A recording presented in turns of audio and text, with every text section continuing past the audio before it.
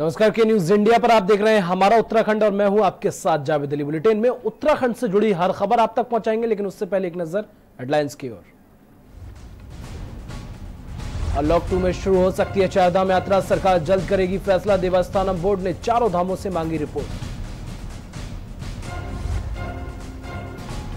लगातार बढ़ रहे पेट्रोल डीजल के दाम, बढ़ते दामों को लेकर कांग्रेस ने जताया विरोध। कांग्रेस ने फूका सरकार का पुतला। बाजपुर में बारिश और बाढ़ से निपटने की तैयारी, तहसीलदार ने अधिकारियों के साथ की बैठक। बाढ़ चौकियों की निगरानी के साथ लोगों को दिया दिशा निर्देश। काशीपुर में 2 महिला पुलिसकर्मियों समेत 9 लोगों को कोरोना क्वारंटीन सेंटर में ड्यूटी पर तैनात थे। सभी लोग 20 और 21 जून को लिए गए थे सैंपल। खटीमा में सड़क बनाने के लिए खोद दिए गड्ढे, मिट्टी निकालने के लिए सड़क में किए गड्ढे, महिलाओं ने की ठेकेदार की शिकायत। और उत्तराखंड में कोरोना मरीज हो रहे ठीक, उत्तराखंड में कोरोना संक्रमित 1822 स्वस्थ, 848 केस अभी भी एक्टिव। आप देख रहे हैं के न्यूज, खबरों का सारथी। और खबरों की शुरुआत करेंगे चारधाम यात्रा कोरोना टेस्ट के लिए निजी लैब। उत्तराखंड सरकार ने कोरोना की रोकथाम के मद्देनजर जांचों का दायरा बढ़ाने के लिए निजी प्रयोगशालाओं में कोविड-19 की जांच के लिए अधिकतम दरें निर्धारित कर दी हैं। इस पर मुख्यमंत्री ने क्या कुछ कहा, आपको सुनाते हैं।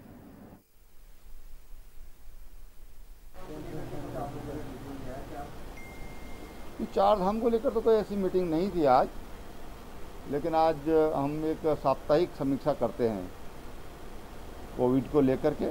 सभी जिलाधिकारी और सीएमओ में होते हैं, और क्योंकि डेंगू का भी सीजन चल रहा है, इसलिए उसकी भी समीक्षा हम लोग करते हैं। उसी दृष्टि से जिलाधिकारियों को और जो वहाँ के सीएमओ हैं उनसे जानकारी ली गई, और क्योंकि अलग अलग ज़िले की अलग अलग तरह की सवाल होते हैं उनका, और उसी दृष्टि से उनको मार्गदर्शन दिया गया है। सामान्यतः बरसात का सीज़न है तो सफाई की व्यवस्था ठीक से हो, और सबसे बड़ी जो भूमिका होती है डेंगू में या किसी भी बीमारी में, वो लोग कितने जागरूक हैं, और इसलिए जागरूकता के कार्यक्रम होते रहें समय समय पर। स्वच्छता का कार्यक्रम साप्ताहिक रूप से चलता रहे, उस पर काम करने के लिए सभी जिलाधिकारियों को निर्देशित किया गया है। भारत सरकार से भी जो गाइडलाइंस मिली है उसमें 9 बजे तक मार्केट खोलने का प्रावधान है, इसलिए हमने कहा इसको 8 बजे तक खोलिए। और सवेरे जो लोग घूमने जाते हैं, कई बार जो आजकल बंधन है उसकी वजह से लोग लेट निकलते हैं, फिर उसके कारण काफ़ी भीड़ हो रही है। इस तरह की जानकारी क्षेत्र से मिल रही थी, इसलिए हमने कहा सुबह लोग जब 5 बजे के बाद जब भी घूमने निकलते हैं स्वाभाविक रूप से, तो उसमें कोई रोक टोक ना हो, उनको घूमने दिया जाए। देखिए प्राइवेट लैब पहले भी सम्मिलित थी, लेकिन उसका जो पहले टेस्टिंग का खर्चा था वो लगभग 4,500 रुपये के करीब था। अब वो 2,000 रुपया 2,200 रुपया ऐसा उसमें उनके साथ कॉन्ट्रैक्ट हुआ है, और अब एक तरह से आधे रेट पर मार्केट में भी जो कोरोना टेस्ट है वो हो सकेगा। एक बड़ी राहत जो लोग प्राइवेट में करना चाहते हैं उनको मिली है। इससे हमारी जो टेस्टिंग की कैपेसिटी है वो भी बढ़ेगी, और जो पेंडेंसी है वो भी कम होगी। देखिए उसके लिए जिलाधिकारी देहरादून को निर्देशित किया गया है। अब उसके जो परिणाम आने थे, और जो चेन टूटनी थी मंडी के अंदर, कोई केस अब पिछले हफ्तों में नहीं आए हैं, और इसलिए उसको जो 2 दिवसीय जो लॉकडाउन था उसको अनलॉक कर दिया गया। और कुमाऊं में कुल देवी नदा देवी के रूप में पूजी जाने वाली 117वें दिन नदा महोत्सव के आयोजन किया गया। आयोजन समिति श्री राम सेवक सभा की अध्यक्ष मनोज शाह की अध्यक्षता एवं महासचिव जगदीश बवाड़ी के संचालन में आयोजित हुई बैठक में तय किया गया कि इस वर्ष नंदा देवी महोत्सव पंचमी यानी 23 अगस्त से प्रारंभ होगा। 26 अगस्त नंदाष्टमी के दिन माता नंदा सुनंदा के दर्शन होंगे और 28 अगस्त दशमी को मूर्तियों का विसर्जन होगा। यह भी तय किया गया है कि शासन प्रशासन द्वारा जारी किए गए निर्देशों का पालन करते हुए नंदा देवी के धार्मिक अनुष्ठान पूजा पाठ विधि विधान से संपन्न कराए जाएंगे। सामाजिक दूरी बनाते हुए श्रद्धालुओं को लाइव टेलीकास्ट के जरिए श्रद्धालुओं को माता नंदा सुनंदा के दर्शन कराए जाएंगे।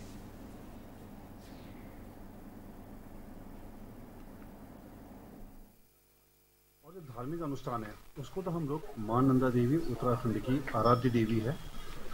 माना कि हम लोग जो है इसमें कोरोना के संकट काल में हैं, लेकिन कहीं ना कहीं अपनी परंपराओं को निभाना पड़ता है।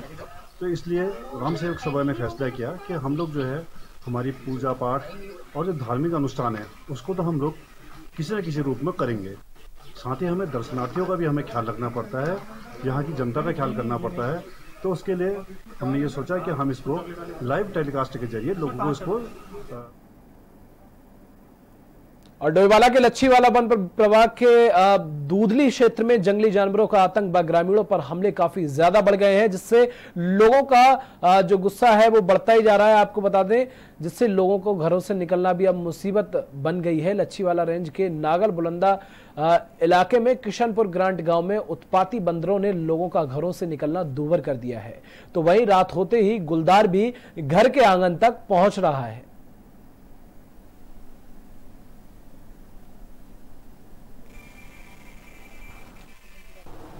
पकड़ने की कार्रवाई हमारे द्वारा की जा रही है। अभी हमने वहाँ पे लगभग 36 बंदर पकड़ लिए हैं। 36 जो उत्पाती बंदर हैं जो लोगों को काटने के लिए जा रहे हैं, तो वो चिन्हित करके उनको हमने पकड़ा है, पिंजरे में कैद किए हुए हैं और उनको हमने रेस्क्यू सेंटर टीरापुर भेज दिया है। एक ग्राम सभा है, ये मजरा है, और ग्राम सभा नागल बुलंदा वाला है, और एक किशनपुर ग्राम का एक क्षेत्र है जो कि जंगल से सटा हुआ है, और इसमें अधिकतर गुलदार और बंदर और हाथियों का आतंक चलता ही रहता है। और बीच बीच में फॉरेस्ट विभाग को इसको सूचना दे दी जाती है, जिससे कि उनके रेंजर द्वारा उनके फॉरेस्ट गार्ड या आदि स्टाफ को यहाँ भेज दिया जाता है। तो गश्त लगाते हैं, लेकिन गश्त लगाने के बावजूद भी कोई ना कोई जानवर किसी न किसी दिन कोई घटना करके चला जाता है। उधर नैनीताल हाईकोर्ट में जमानत पत्रों की सुनवाई में सरकार की ओर से समय पर प्रति शपथ पत्र दाखिल होने पर कोर्ट ने कड़ा रुख अपनाते हुए अधिकारियों की जांच सदस्यीय उच्च स्तरीय कमेटी गठित कर कमेटी से 3 हफ्ते के भीतर अपनी रिपोर्ट कोर्ट में पेश करने के निर्देश दिए हैं। आपको बता दें कि हरिद्वार निवासी हत्यारोपी मनजीत सिंह ने नवंबर 2019 में हाई कोर्ट में जमानत अर्जी दाखिल की थी, जिसमें सरकार को प्रति शपथ पत्र दाखिल करना था, लेकिन सरकार 7 महीने तक भी जवाब दाखिल नहीं कर सकी।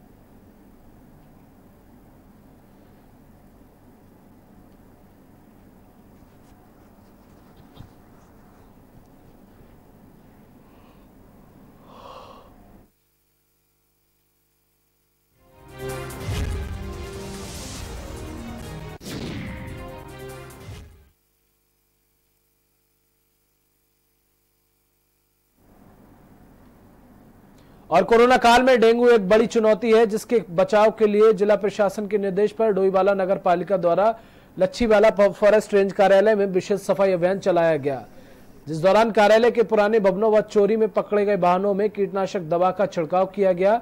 कार्यालय के चारों तरफ झाड़ियों पानी से भरे गड्ढों में कीटनाशक दवा का छिड़काव कर डेंगू का लार्वा को समाप्त किया गया।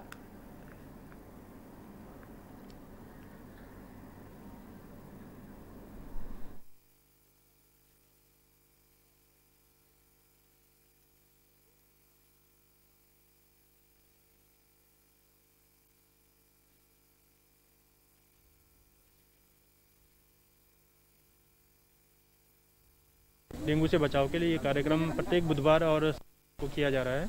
इसमें हम प्रत्येक कार्यालय या प्रत्येक मोहल्ले में ये जन जागरूकता अभियान नगर पालिका और संबंधित विभाग और स्थानीय जो लोग हैं उनके माध्यम से कर रहे हैं, और इसका काफ़ी असर भी आया है। जैसे कि आप देख ही रहे हैं कि हम लोग प्रत्येक बुधवार और प्रत्येक शनिवार को अपने जिलाधिकारी महोदय द्वारा दिए गए निर्देशों के क्रम में ये डेंगू का अभियान चला रहे हैं। इसमें हम जगह जगह, चाहे ऑफिस है या कॉलोनी है, प्राइवेट हो चाहे वो सरकारी कॉलोनी हो, उसमें हम जाके ये चेक करते हैं कि कहीं कोई गमले में, कहीं कोई टायर में, कोई टंकी में या कोई टूटा फूटा सामान जिसमें कि पानी इकट्ठा हो रहा हो और उसमें लार्वा हो या नहीं भी लार्वा हो तो उसको हम डिस्ट्रॉय करते हैं।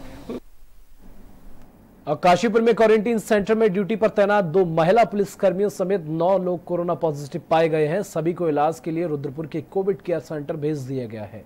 कोरोना नोडल अधिकारी डॉक्टर अमरजीत सिंह ने बताया कि 20 और 21 जून को भेजे गए सैंपलों की रिपोर्ट आई है। इन रिपोर्टों में 2 महिला पुलिसकर्मियों समेत 9 लोग कोरोना पॉजिटिव पाए गए हैं।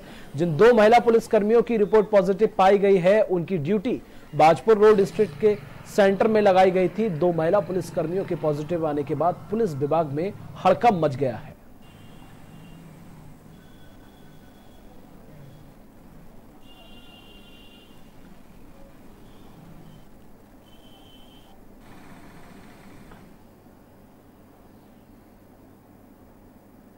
और किसानों से लेकर ट्रक चलाने वालों के विरोध के बावजूद देश में डीजल पेट्रोल की कीमतों में बढ़ोतरी जारी है। अंतर्राष्ट्रीय बाजार में कच्चे तेल की कीमतों में नरमी के बीच आज लगातार 21वें दिन डीजल की कीमत में बढ़ोतरी हुई।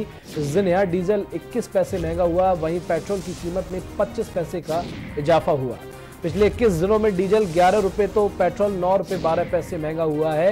यूं तो पेट्रोल की कीमत से ज्यादा डीजल की कीमत होने से समाज के हर वर्ग से अलग अलग प्रतिक्रियाएं सामने आ रही हैं। इसके बावजूद शनिवार 27 जून को भी सरकारी तेल कंपनियों ने ईंधन की कीमतों में बढ़ोतरी की।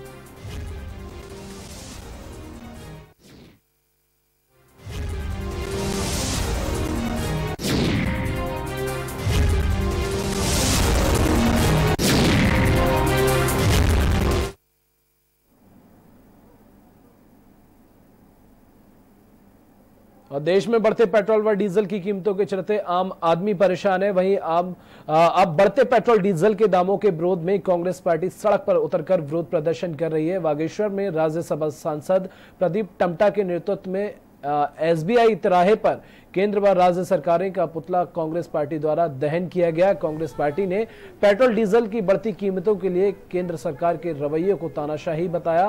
कांग्रेसी कार्यकर्ताओं ने तेल की कीमतों को तत्काल प्रभाव से कम करते हुए जनता को राहत प्रदान करने की बात कही है। राज्यसभा सांसद प्रदीप टमटा ने पेट्रोल व डीजल की कीमतों में हो रही बेतहाशा बढ़ोतरी को अन्याय करार देते हुए कीमतों को कम करने वाले नेता प्रतिपक्ष प्रीतम सिंह पर राज्य सरकार द्वारा लगाए गए गलत मुकदमे वापस लेने की मांग करते हुए विपक्ष के विरोध प्रदर्शन को लोकतांत्रिक व जनता की आवाज बताया है।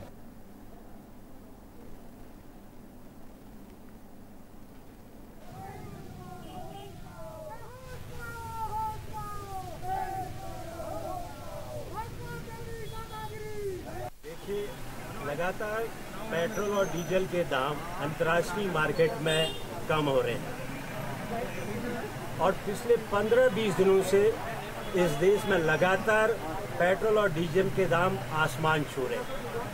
कांग्रेस पार्टी ने मांग की थी कि अंतर्राष्ट्रीय स्तर पर जो दाम कम हो रहे हैं उसका लाभ आम उपभोक्ताओं को दिया जाए।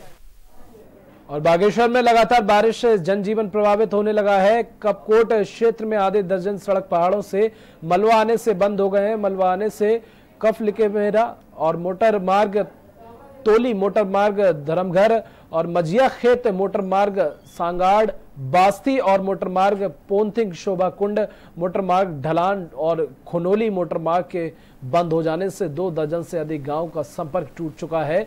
बागेश्वर जनपद का कपकोट क्षेत्र बरसात के समय आपदा की दृष्टि से अति संवेदनशील क्षेत्रों में से एक है। यहाँ हर साल बरसात के समय ग्रामीणों को बहुत परेशानी झेलनी पड़ती है। सड़कों के बंद हो जाने से ग्रामीणों की समस्या बढ़ गई है।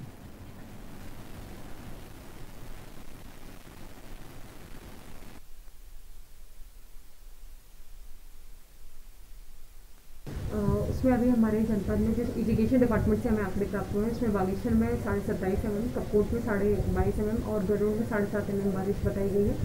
और जैसा कि आप देख रहे हैं कि नदी का जलस्तर भी हमारा लगातार बढ़ता जा रहा है, तो इसमें सभी तहसीलों को थानों को अलर्ट किया गया है। इसके अलावा हमारी एक जल पुलिस चौकी भी बनाई गई है बागनाथ मंदिर के पास। और इस बारिश से हमारी अभी 6 हमारे ग्रामीण मोटर मार्ग बंद है और सभी मार्गों में संबंधित विभागों के द्वारा पीडब्ल्यूडी और पीएमजीएसवाई के द्वारा जेसीबी भेजी गई है और काम लगातार किया जा रहा है।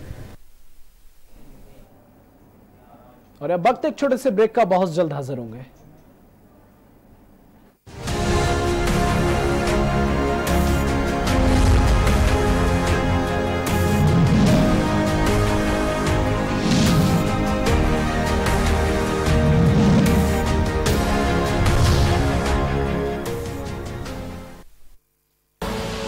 आप देख रहे हैं के न्यूज, खबरों का सारथी।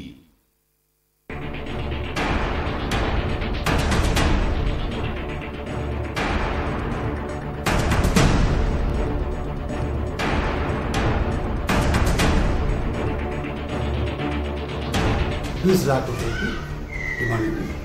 18 लाख रुपए इकट्ठा हो पाए पुलिस वालों की हद ही नहीं।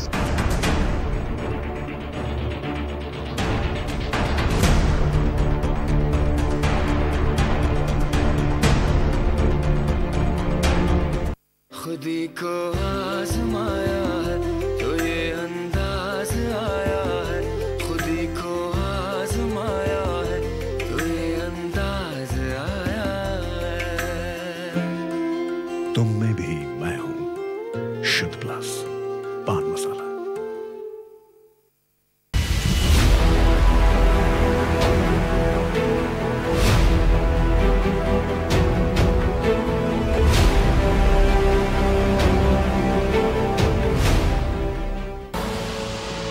देख रहे हैं के न्यूज, खबरों का सारथी।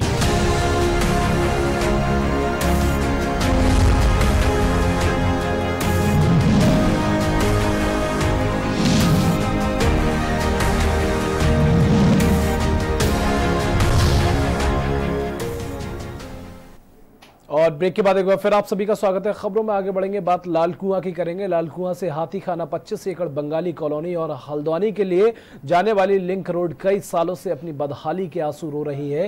रोड में बरसातों के दिनों पानी इतना भर जाता है कि यहां से आने जाने वाले लोगों को भारी दिक्कतों से जूझना पड़ता है। सबसे ज्यादा दिक्कत छोटे बच्चों को आती है जो इस गंदे पानी में चलकर आते हैं, लेकिन स्थानीय विधायक और जिला प्रशासन को इस रोड में पानी नहीं दिखता। 20 सालों से इस रोड का निर्माण नहीं हो पाया है। अब देखना होगा कि कैसे आंखें मूंदे जिला प्रशासन और जनप्रतिनिधि जनता की समस्या को सुनते हैं।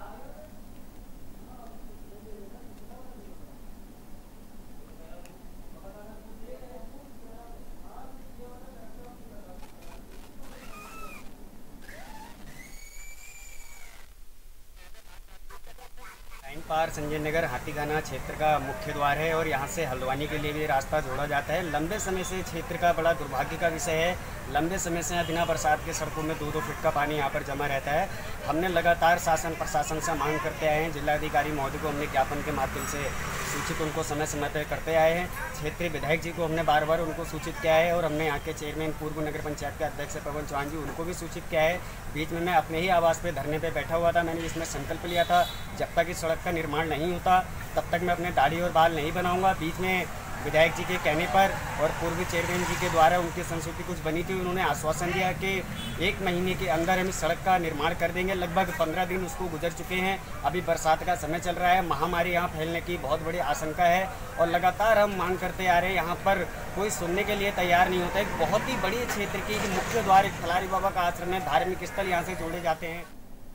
और उत्तराखंड में मानसून के नजदीक आते ही प्रशासन ने अपनी तैयारियां तेज कर ली हैं, जिसके चलते आज बाजपुर तहसील में तहसीलदार ने अधिकारियों की बैठक ली और बाढ़ चौकियों के साथ साथ लोगों को नदी से दूर रहने के लिए जागरूक करने की बात भी कही। बता दें कि बाजपुर विधानसभा क्षेत्र में कोसी, गाडरी और बौर नदी प्रभावित होती है, जो हर साल मानसून के मौसम में तेज बहाव के चलते कटान करती है, जिससे लोगों की जान का खतरा बना रहता है। जिसके चलते आज बाजपुर में लोगों को जागरूक करने और उनकी सुरक्षा को देखते हुए तहसीलदार ने अधिकारियों के साथ बैठक ली। तहसीलदार ने प्रेम सिंह चौहान ने बताया कि मानसून के मौसम के चलते 6 बाढ़ चौकियां बनाई गई हैं, जहां अधिकारी तैनात रहेंगे और उन लोगों को जागरूक करेंगे। साथ ही उन्होंने अवैध खनन पर रोक लगाने के लिए अधिकारियों को निर्देशित किया। शुरू हो गया, अपने क्षेत्र में कड़ी नजर रखो, कहीं भी कोई भी। हमारा पूरा स्टाफ नदी के किनारे जो भी क्षेत्र या जो बाढ़ प्रभावित क्षेत्र उनको लोगों को सतर्क किया जा रहा है। नदी के किनारे विशेषकर जो भी लोग बसे हुए उनको नदी में न जाने के लिए प्रेरित किया जा रहा है, जिससे कोई भी अप्रिय घटना ना हो और जान माल की मतलब सुरक्षा रहे। और उत्तराखंड शासन में फर्जी ट्रांसफर को लेकर एक लेटर सोशल मीडिया में इन दिनों तेजी से वायरल हो रहा है। इस लेटर में देहरादून आरटीओ का ट्रांसफर किया गया है। इस फर्जी सरकारी लेटर में देहरादून आरटीओ दिनेश चंद्र पठोई का ट्रांसफर परिवहन मुख्यालय में किया गया है। यही नहीं, उपायुक्त परिवहन सुधांशु गर्ग का transfer Dehradun RTO officer office में संभागीय परिवहन अधिकारी के तौर पर किया गया है। मामले के सामने आते ही परिवहन विभाग से लेकर शासन तक में हड़कंप मच गया, क्योंकि इस तरह का आदेश शासन से नहीं किया गया था और इस बात की पुष्टि परिवहन सचिव शैलेश बगौली ने भी की। इसके बाद सचिवालय के अधिकारियों के निर्देश के बाद देहरादून आरटीओ दिनेश चंद्र पठोई देहरादून कोतवाली जाकर मुकदमे की तहरीर दी।